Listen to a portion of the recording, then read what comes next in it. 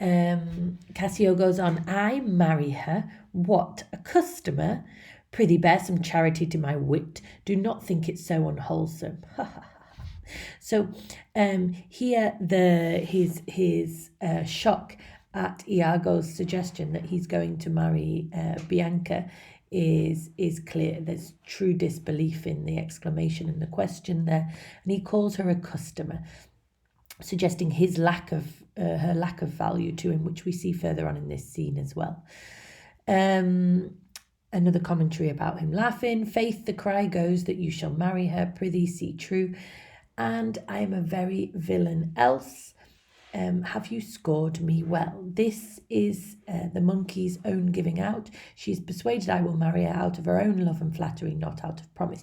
So remember that all of this conversation Othello thinks is related to Desdemona.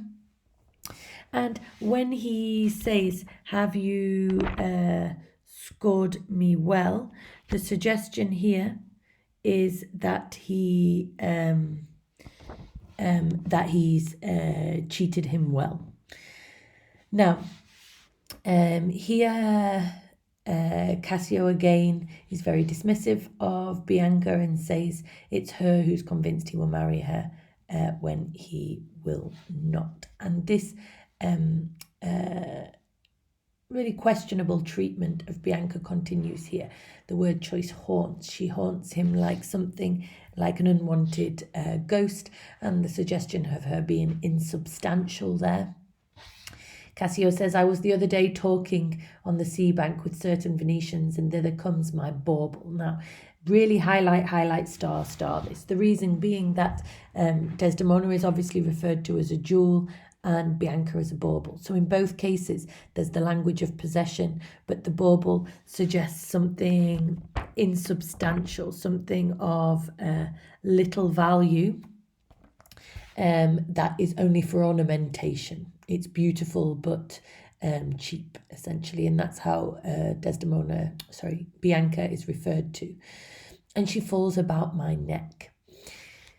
Now, here, part of Othello's anger that we see in his commentary comes from this dismissive way of speaking about her, because in his eyes, Cassio's talking about his true love, his most valued possession, and for Cassio to show so little value for it is just fanning the flame of his fury.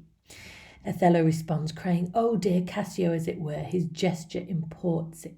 So he's reading Cassio's gestures, but again, he's wearing the glasses that Iago has placed on him. He's seeing it through Iago's manipulation, his dark vision of the world. And Cassio continues, so hangs and lolls and weeps upon me, so hails and pulls me. And here again, there is something of, let's say, the locker room banter, as people often refer to it, of men speaking in this dismissive and derogatory way about women. The question you have to ask yourself is, to what extent is Cassio playing that role of the unconcerned male, and to what extent does he really value Bianca so little?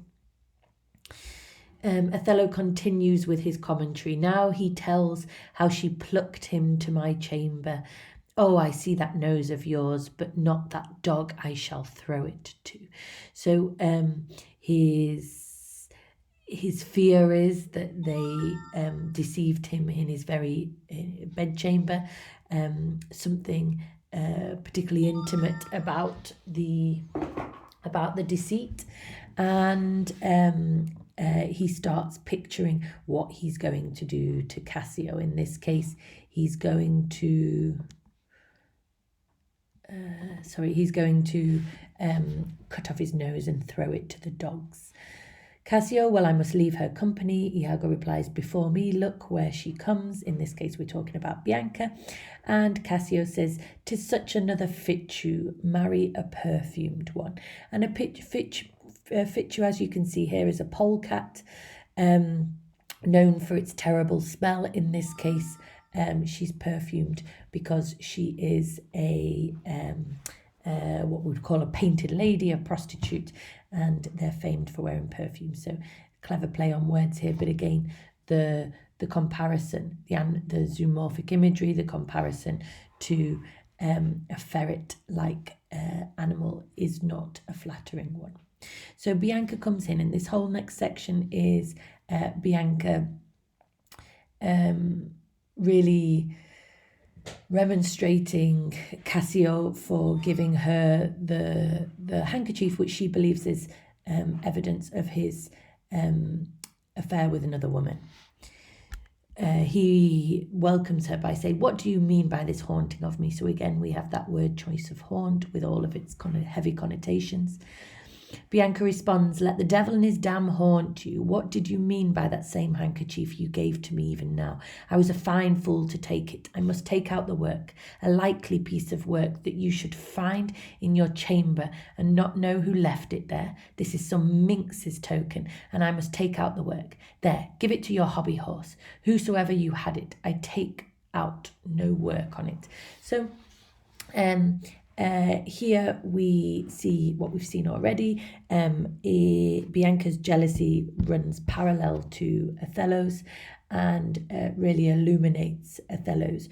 Hers is relatively harmless but strong, and arguably also motivated by love, like Othello's, unlike Iago's, which we said was motivated by, or seemed to be motivated by hate.